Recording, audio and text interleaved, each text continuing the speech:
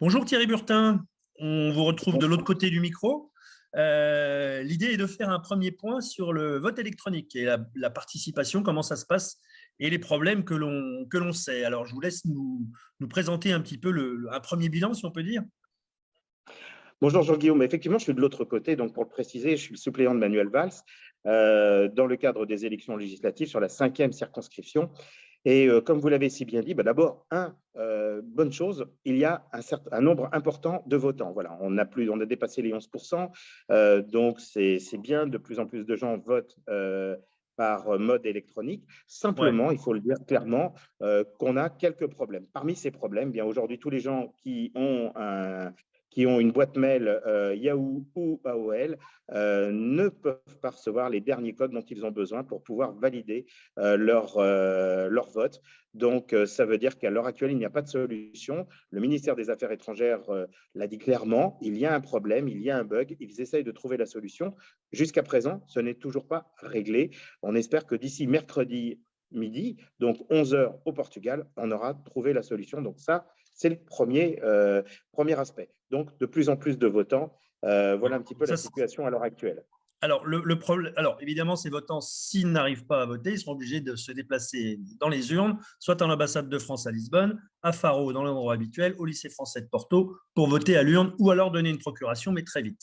Et du coup, cette fin de campagne, ce début de vote électronique, est-ce que ça calme les esprits? On est dans la paix des braves? Alors, ça aurait été fabuleux si c'était le cas. Malheureusement, ce n'est pas le cas. On a un torrent de haine qui se déverse.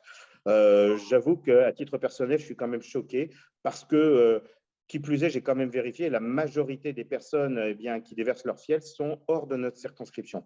Alors, quand je vois en plus circuler des faux sondages à la solde d'un dissident, je trouve ça un petit peu choquant, surtout quand on annonce que le candidat en question a près de 50% de votants en sa faveur, alors qu'on a 12 candidats en présence. Donc, vous comprendrez que le ridicule ne tue plus.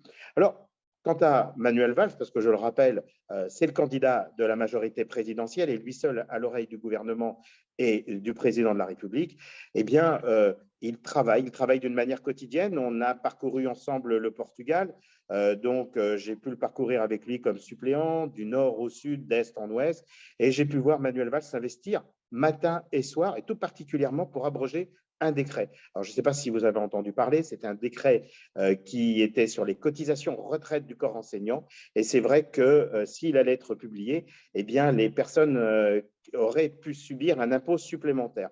Donc là, aujourd'hui, par son action personnelle, je dois le dire, que ce décret a été abrogé et qu'étant juste à côté, j'ai pu entendre de nombreux appels téléphoniques qu'il a pu passer, que ce soit à Madame la Première ministre Elisabeth Borne, mais aussi directement avec le président Macron. Donc voilà, comme on le dit, beaucoup de gens ont tendance aujourd'hui, dans le cadre de la campagne, à raconter un petit peu n'importe quoi et à dire un petit peu, j'aurais tendance à prendre un peu l'expression l'œuf plus blanc. Hein. Moi, je vous le confirme, par contre, que du côté de Manuel Valls, ce sont les actes qui comptent et qu'aujourd'hui, on met véritablement en œuvre les éléments tels qu'ils doivent se faire. Et puis, personnellement, pour être avec lui et avoir pu toute la semaine être avec lui à ses côtés, eh bien, on a une chance unique, je dois le dire, d'avoir un ancien Premier ministre, ministre de l'Intérieur, qui a pris des positions fortes à l'époque, en pleine vague terroriste quand même, je le rappelle, et qui, si demain devenait notre député, eh bien, nous permettra réellement d'améliorer la situation des Français de l'étranger. Voilà. Moi, ce que j'ai tendance à dire aujourd'hui, Jean-Guillaume, ce sont des actes dont on a besoin, pas de paroles en l'air, qui n'engagent évidemment que ceux qui les entendent, pour reprendre cette expression bien connue.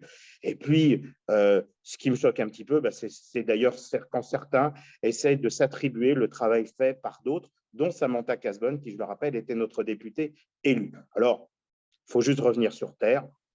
Moi, aujourd'hui, je peux dire que je connais l'homme, je suis fier de le suivre et d'être à ses côtés. Puis, vous savez, Manuel Valls, comme moi d'ailleurs, eh bien, on a tous les deux reconstruit nos vies. Lui est en Espagne, moi au Portugal, et donc je ne serai pas un potiche, et lui non plus d'ailleurs, mais ça, vous le savez déjà. Merci beaucoup Thierry, et bonne fin de campagne alors. Merci Jean-Guillaume, et puis à très bientôt. La French Radio. Portugal.